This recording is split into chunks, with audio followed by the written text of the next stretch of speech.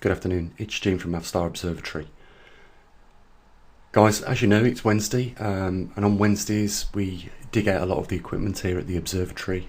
We put it all together on a single page for you, called the Earth Health at a Glance. If you want to go over to the website poleshiftnews.com, have a look at that. You can also go back over the previous weeks of data to see how things gradually change over the time. We've also added the new magnetic pole position on there for you as well. Guys, I know it's the 27th of January 2021, and it's been a bit of a strange start to the new year. You know, I get the impression there is largely a feeling of insecurity, a sense that's all lost and that there's no hope. But all is not lost, guys. The game is far from over. This means that there's still plenty of opportunities to do some great things. But we need to act. Improvements and changes won't happen by themselves, and this means we need to pick up ourselves off the floor, dust ourselves off, and get back in the race. Because we are not going to lose and come in last. We are, by largely account, going to have to adapt to the new year. There was a lot of changes that came about at the beginning of the last new year, and likewise it's going to be the case for this year. Human beings are fantastic at adapting to new scenarios if we choose to, that is. We have conquered the skies, the terraform and the oceans, and we have ventured out into space, so we know how to adapt. It is a little bit difficult as we see all these earth changes taking place, like good arable land going offline because of seasonal changes or climatic changes, disfavouring those crops that have grown there for the last 60, 70 years. But this is not an uncommon thing. If we go back into our ancestral days, migration was not just something that animals did, it was something also that humans did. We moved our villages to better adaptable places to provide livings for us. And I know it's a little bit difficult to do that with all the borders of the world, but in time, recognition of a need to do this will happen. And I've said this before, cities are artificial environments that are not sustainable. Without the regular influx of logistics bringing food, energy, etc. into the cities wouldn't last 3 or 4 days. And there was a point in time, even in the history of the UK, where the majority of the people lived in rural areas, and the only reason why they moved into the cities is because the amenities were more available to offer easier lives, such as gas pipes was laid in the cities and not out in the rural areas. There was free running water as opposed to out in the rural areas. You had to rely on wells and things like that, and everything was in a convenient distance to each other. But in this day and age, it's not the case. In rural areas of any country in this world today, largely all those amenities are there. And if the ones that are not there in the city, there are alternatives. So, we have progressed to adapt back into the rural parts of the world in which we live in.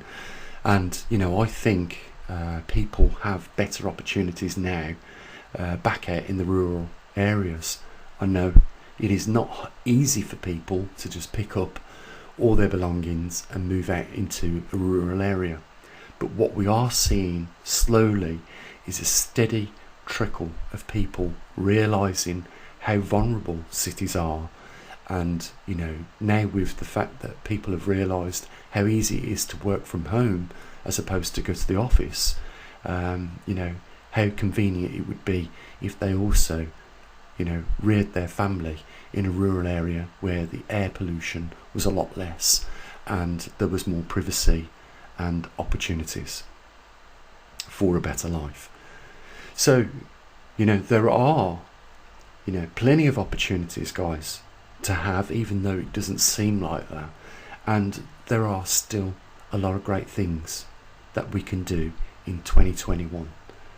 And, I've got to say, guys, let me be the first to say, over the last few months, it's not been very easy. Probably like a lot of you, we've used the credit cards, we've gone into the overdraft, and by just mere luck or maybe grace from God, we have managed to barely keep our mouths over the waterline and breathe. And I do know things will get better.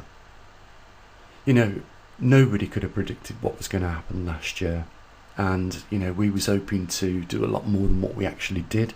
But, we've still managed here at the observatory to be here for, 7,000 people every week that come onto the website. And, every month, over 140,000 people on YouTube that view our videos. We just want to continue doing what we do here. Expand on, our stations around the world, our superheroes that look after those.